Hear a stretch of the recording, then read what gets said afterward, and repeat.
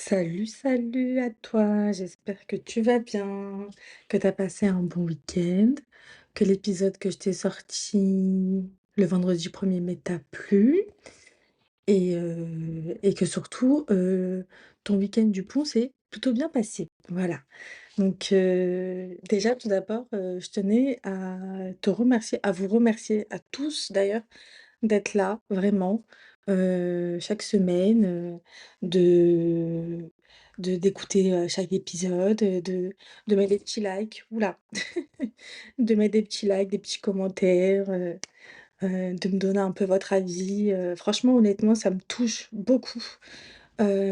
Également, j'ai commencé à sortir enfin j'ai diffusé en fait mes épisodes sur, YouTube et franchement ça marche plutôt bien, vraiment. Je pense que j'aurais dû faire ça depuis belle lurette et qu'en fait, du coup, bah, c'était le moment de passer par YouTube pour enregistrer les épisodes du podcast. Donc enfin pour, diffuser pardon les épisodes du podcast parce qu'en soi je les enregistre pas depuis, Apple Podcast. Depuis YouTube pardon. Je m'en mêle les pinceaux, mais je les enregistre donc sur un studio d'enregistrement en ligne et donc ensuite, je diffuse tout ça, sur toutes les plateformes de diffusion dont YouTube maintenant, voilà. Ceci étant dit, heu aujourd'hui, je vais vous parler donc, d'un sujet qui est plutôt concret dans ma vie, actuellement, dans le sens où pas mal de gens me posent la question de savoir comment est-ce que je fais. Je vais y venir et c'est surtout un sujet aussi, assez global en fait. Ça regroupe en fait pas mal de choses, heu, je vais pas tourner autour du pot. Et je vais vous dire, mais bon, si tu as cliqué sur l'épisode, c'est que tu as dû voir, le titre et que du coup ça t'a parlé et que donc le sujet t'intéresse.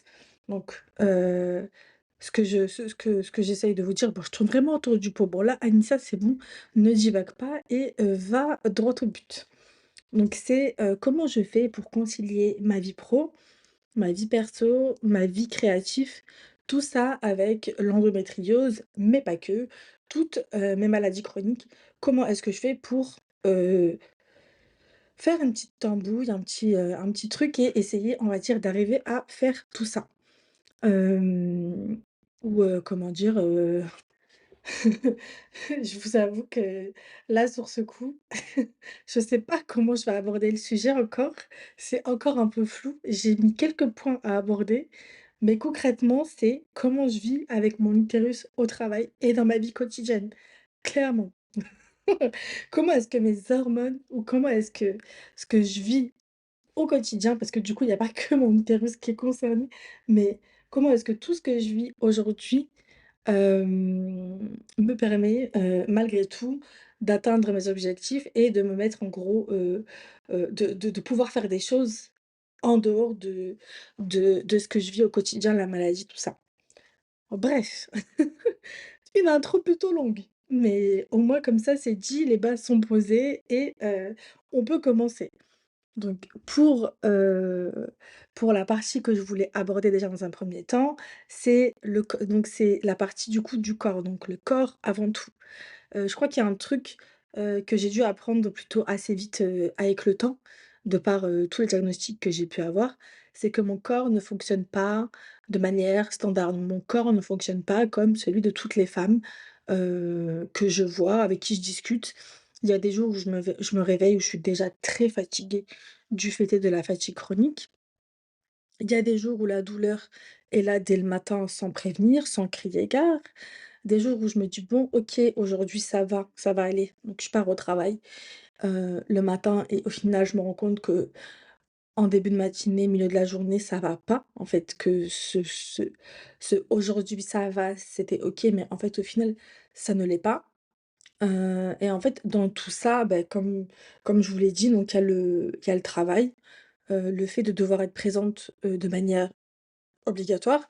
Parce qu'en fait, quand on est maladie chronique, notre corps, en fait, il est obligé d'être là vraiment physiquement, à part si on a la possibilité d'avoir plutôt, pardon, du télétravail à 100. Et du coup, de ce côté-là, beh, c'est OK. Donc mais dans tous les cas, même si on a du télétravail à 100, on se doit d'être connecté à une certaine heure, d'être disponible à une certaine heure, parce que peut-être que pour d'autres, pour des personnes, bon, du coup, il y a des réunions, on doit passer des appels pour des clients, on doit, se rendre disponible, pour, parce que du coup, on a peut-être programmé des rappels clients, et du coup, donc dans ce cas-là, il faut essayer de voir comment est-ce que c'est possible de s'arranger ou peut-être, peu importe, pour ceux qui bossent dans des grosses structures. Parfois, on peut être amené à avoir des visites, clients et donc du coup, auquel cas, il faut potentiellement se rendre, sur site et du coup, bah, faire acte de présence dans la mesure du possible où on ne vit pas à plusieurs kilomètres, de notre lieu de travail et donc du coup, ça, c'est hyper important à à conscientiser, je pense et à mettre en place dans sa tête parce que du coup, quand on est malade chronique, notre corps, c'est notre outil de travail. C'est notre outil de travail le plus, important. C'est-à-dire que heu, si notre corps n'est pas là, beh, du coup, on ne peut pas, être présente, au travail. On ne peut pas forcément, être, comment dire? Opérationnel pour travailler correctement, voilà. Hem et du coup, il y a donc ce truc-là de devoir être présente. Il y a aussi le fait de devoir se concentrer, devoir être concentré sur nos tâches, devoir interagir avec d'autres personnes, ça demande de la concentration. Devoir également, performer donc parce que du coup, il y a des objectifs à atteindre, heu on doit finaliser, je sais pas moi, un PowerPoint et on a la et il faut respecter la date butoir pour pouvoir, le donner dans les temps. Hem, il y a toutes ces choses, en fait, à prendre en considération et donc tout ça, en fait, ça rentre en ligne de compte que du coup, par rapport à toutes ces choses, il faut justement tenir le rythme. Sauf que du coup, pour ma part en tout cas et je pense que pour enfin, je pense que c'est le cas aussi pour d'autres personnes qui sont atteintes de maladies chroniques. Mon rythme, pour ma part, il change avec, mon état, général. Donc comme j'ai dit plus tôt, la fatigue, les douleurs et si, dans le moment où je vais commencer à travailler, ça va ou ça va pas et ça peut, en fait, changer à tout moment. Ça peut aller le matin et un peu moins, bah, du coup l'après-midi. Le point numéro 2 que je voulais aborder, c'était, du coup, le fait de travailler avec de la fatigue et de la douleur. La fatigue chronique, c'est quelque chose d'invisible qu'on ne voit pas. C'est-à-dire que les personnes de notre entourage, que ce soit notre famille, je pense que la famille, eux, peuvent voir cette fatigue chronique sur nous parce que du coup, ils nous connaissent assez bien. Mais dans le milieu professionnel, c'est quelque chose qui est un peu plus compliqué à détecter parce que du coup, quand on est atteint de maladies chroniques, on a pris l'habitude de masquer en fait, cette fatigue et du coup de se suradapter lorsqu'on est lorsqu'on est pardon, en milieu professionnel. Donc voilà et c'est vrai que de l'extérieur, comme je disais, ça paraît normal, tout a l'air normal, mais en fait, à l'intérieur, tout est beaucoup plus lourd, c'est-à-dire tout est beaucoup plus difficile à faire et dans tout ça, il y a aussi du coup les douleurs donc tu as tes douleurs qui sont là et puis moi je sais que pour ma part quand, ça s'installe, ça peut parfois être difficile à, à gérer, il y a celles qui arrivent du coup, bah, pendant que tu es au bureau, à la dernière minute, pendant que tu es au téléphone avec un client. Si tu es en déplacement, par exemple, que tu dois prendre ta voiture, bah, tu peux avoir une crise pendant ton trajet et en fait, toutes ces choses-là, elles ne préviennent pas. C'est ça, en fait, la difficulté, c'est que c'est assez imprévisible, en fait et si tu veux, enfin moi, ce que j'ai appris à faire, c'est que du coup, bah, j'ai dû apprendre en fait à m'adapter et surtout, j'ai surtout dû toujours avoir une trousse à pharmacie avec moi. Donc une trousse, que ce soit de médicaments, de baume du tigre, pour celles qui connaissent le TENS, c'est des petites électrodes que vous positionnez aux endroits où vous avez mal et vous avez des positionnements assez particuliers pour les douleurs sciatiques, les douleurs à l'épaule droite et en fait, du coup, ça rentre dans une trousse et si vous voulez, ben en fait, on n'a pas le choix que de devoir s'adapter. Enfin, quand je dis ça, mais c'est le truc, c'est que si on n'a pas cette trousse avec nous, bah, du coup, ça peut être plus dur à gérer et surtout, en fait, on finit par apprendre, heu et surtout à ne pas attendre que ça devienne insupportable pour agir. Dans le sens où on va anticiper la crise et faire en sorte que du coup, elle ne soit pas, comment dire? Ingérable. Ou que ce soit vraiment, une douleur juste atroce et qu'on puisse plus se concentrer, plus réfléchir, plus parler, plus rien faire, en fait, au final. C'est ça, en fait, le truc, c'est que lorsqu'on est atteinte de maladies chroniques, peu importe quelle qu'elle soit, en fait, même si toi, aujourd'hui, qui m'écoutes, tu pas forcément une endométriose, tu as dû avoir ce truc-là de te dire: «Ah OK». Je pense aux personnes, par exemple, qui ont des, qui ont des maladies digestives ou qui ont d'autres pathologies, par exemple du diabète, en fait, on doit enfin, les personnes qui ont ce type de maladie, en fait, elles anticipent à chaque fois, tout le temps et je pense que c'est la même chose pour nous, en fait, les personnes atteintes d'endométriose et de douleurs chroniques, en fait. Donc il y a ce truc-là qui revient beaucoup, en fait, de par les échanges que j'ai pu avoir autour de moi. Au niveau du travail, c'est vrai que, du coup, l'entourage ne voit pas forcément, heu et en fait, c'est pas de leur faute, en fait. C'est pas de leur faute. Eux, ils essaient de faire de leur mieux et je pense que nous aussi, en fait, on essaye de faire de notre mieux pour, justement conserver une vie, sociale, une vie un peu active. Parce que honnêtement, lorsqu'on est atteint d'endométriose ou de maladie chronique, peu importe quelle qu'elle soit et que du coup on ne travaille plus, c'est quand même assez dur en fait, de, de comment dire? De se motiver à faire des choses parce qu'en fait ça nous isole beaucoup. La maladie isole beaucoup et le fait d'avoir une activité en dehors de tout ça, ça permet en fait de se détacher un petit peu de ce qu'on vit au quotidien en fait. Hem, je sais pas si vous voyez ce que je veux dire? Voilà. Au niveau de la partie numéro 3 que je voulais aborder, heu ouh j'ai fait tomber mon dictaphone. Parce que du coup, à chaque fois, j'enregistre au cas où sur un dictaphone, mais là, même si j'enregistrais, ça va faire un bruit bizarre sur le dictaphone.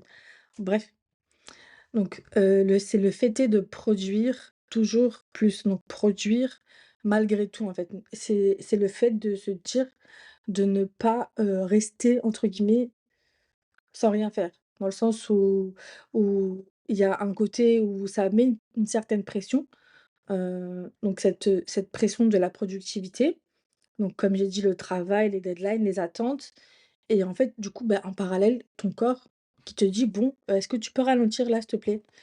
Est-ce que tu peux essayer de faire, comment dire? Un peu plus, slowly, un peu plus, essayer de faire en sorte que tu ne sois pas moins bien que je sais pas si vous voyez ce que je veux dire? Que le fait que ton travail ne dégrade pas ta santé, en fait. Aujourd'hui, pour celles qui ne le savent pas, pardon, il y a des outils, en fait, possibles lorsqu'on travaille, en milieu, enfin en entreprise et que du coup la charge de travail est dure, pour la personne et que les deadlines sont dures à tenir et que ça devient difficile à gérer. Il y a la possibilité d'être en mi-temps thérapeutique, sauf il y a certaines subtilités à avoir. C'est qu'en fait, quand on n'a pas d'ALD, quand on n'a pas l'affection longue durée qui est, accordée par la sécurité sociale, on peut, être en mi-temps thérapeutique, pardon, que pendant une période de 1 an et on a ce mi-temps thérapeutique au bout d'arrêts de travail longue durée. Je m'explique. C'est-à-dire que si demain vous êtes fait opérer de l'endométriose ou peu importe, où vous viviez un stress chronique, lié à l'endométriose parce qu'il y a telle ou telle chose qui se passe pas forcément très bien dans votre vie, dans votre travail, dans votre vie, intime, dans votre, sphère intime, et que du coup ça engendre du coup de l'anxiété une aggravation de vos douleurs, heu et que vous êtes en arrêt maladie depuis 4 mois, 5 mois, 6 mois, 7 mois, peu importe, en fait, le médecin peut faire un courrier pour, demander un temps thérapeutique. Mais c'est pas obligé d'avoir des arrêts longue durée. Si demain vous sentez que votre corps, n'arrive pas à suivre, pouvez demander à votre médecin de la douleur qu'elle vous fasse un papier, pour avoir un mi-temps thérapeutique et avec ce courrier-là, par exemple, il faut aller donc à la médecine du travail pour qu'ils vous mettent en place ce mi-temps thérapeutique. À savoir qu'il faut le renouveler tous les 2 mois. C'est-à-dire que tous les 2 mois, il faut renouveler ce mi-temps thérapeutique avec un courrier du médecin et quand on n'a pas une ALD, beh, ce mi-temps thérapeutique peut s'étendre jusqu'à 1 an maximum. Tandis que quand on a une ALD, ça peut aller jusqu'à 3 ans. Et donc du coup, très souvent, il y a énormément de femmes qui sont atteintes de maladies chroniques qui sont pas forcément reconnues par l'État. Je pense bah, du coup, l'endométriose, le SOPK. C'est reconnu comme être une maladie chronique, mais toute la subtilité derrière, elle n'est pas encore, bien, conscientisée par les professionnels de santé de la CPAM. Et donc du coup, souvent, quand on fait une demande d'ALD, quand on a ces pathologies-là, elles sont refusées. Aujourd'hui, la sécurité sociale, heu, donne très, très, très difficilement, l'ALD. C'est-à-dire qu'il faut, comment dire? Avoir certaines conditions, aller, par exemple, souvent chez le kiné, faire beaucoup de soins en dehors, faire ci, faire ça et du coup, si on a tous ces critères-là et bah, du coup, c'est accordé par la CPAM. Si on ne coche pas toutes les cases, qu'on en coche par exemple, j'invente, allez, admettons, il y a 6 cases à cocher. Si sur les 6 cases, vous en cochez 3, la, mmh, l'ALD ne sera pas accordée. Voilà. Donc, c'est il y a ça aussi à prendre en considération, pardon.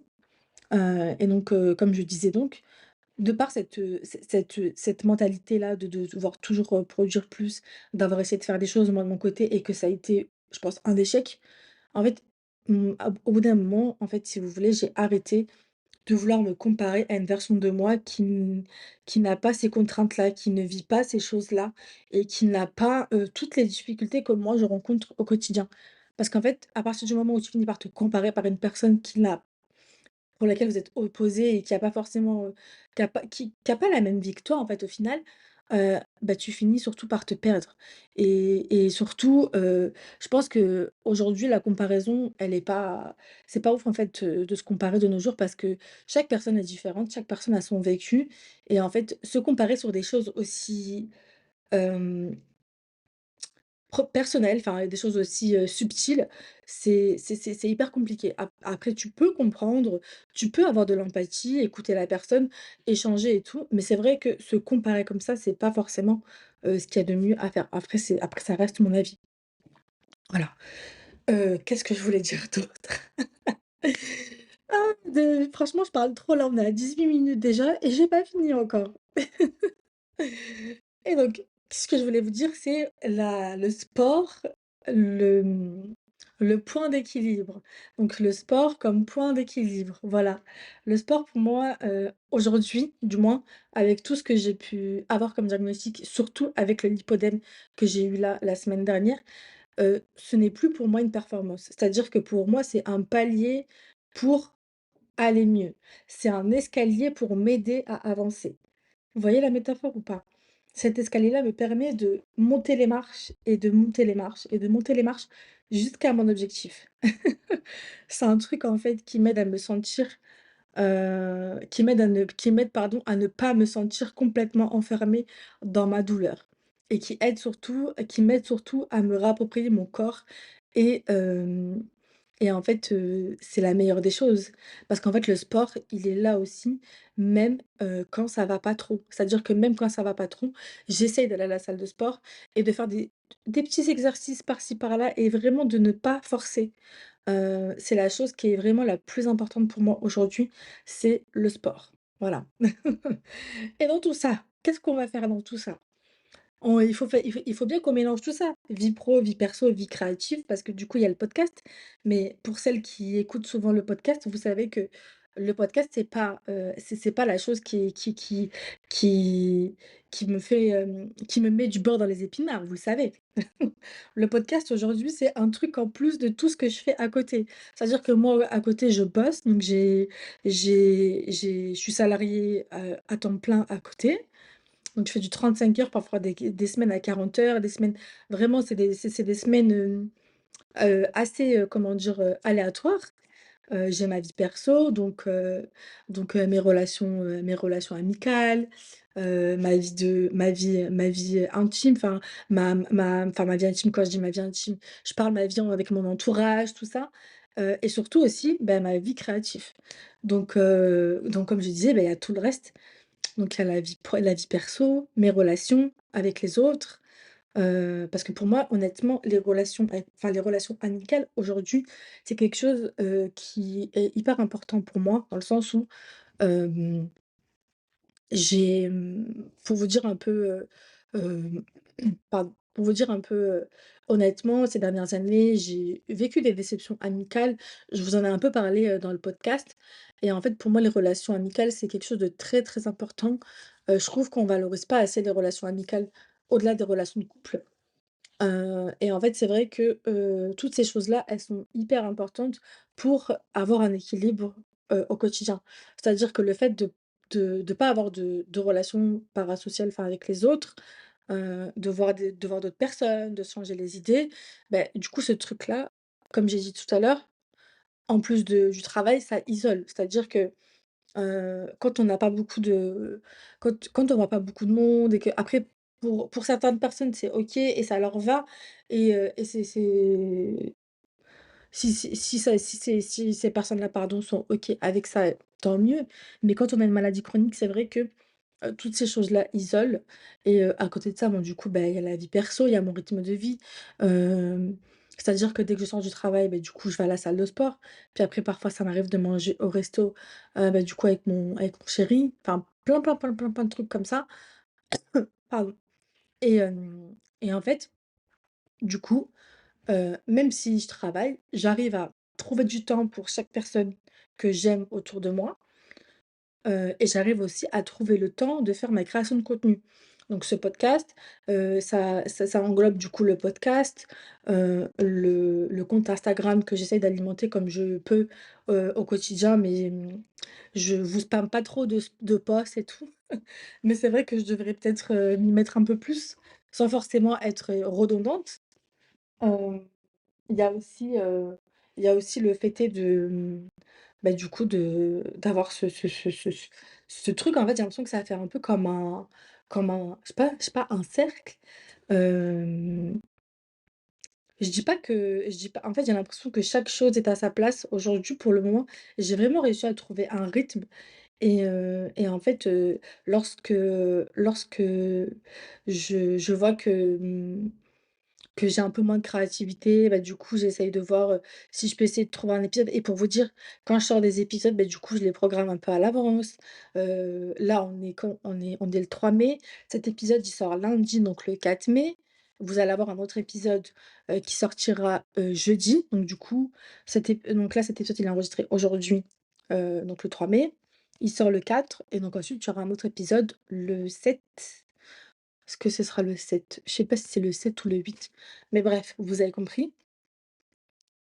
Et en fait, j'essaie vraiment d'anticiper, du coup, bah, mes sorties d'épisodes, comment est-ce que je vais faire, tout ça, et du coup, j'enregistre parfois un mois à l'avance pour vous dire.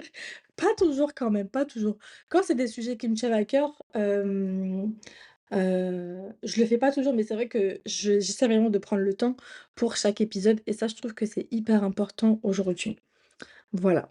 Donc en conclusion, pour cet épisode, je pense que si je devais résumer cet épisode, ce serait quoi? Honnêtement, ce serait quoi? C'est qu'en fait, je choisis pas entre ma vie et mon corps. J'essaie de construire avec lui, même quand c'est compliqué parfois, et Dieu seul sait que ça l'est parfois. Donc, du coup, tout ce que je vis, donc que ce soit ma vie pro, ma vie perso, mon podcast, ma création de contenu, toutes ces choses-là, j'essaye d'en faire un petit puzzle, et de les imbriquer l'une avec l'autre, et ça passe plutôt bien, honnêtement. Donc voilà.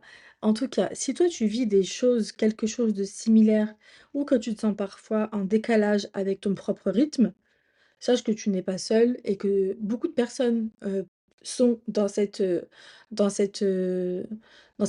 comment dire? Dans ce ressenti-là, pardon, et c'est vrai que, il faut essayer d'être un petit peu plus, conciliant avec soi-même et d'essayer justement de d'avoir une certaine bienveillance envers soi-même. En tout cas, je te remercie encore d'avoir écouté cet épisode jusqu'au bout.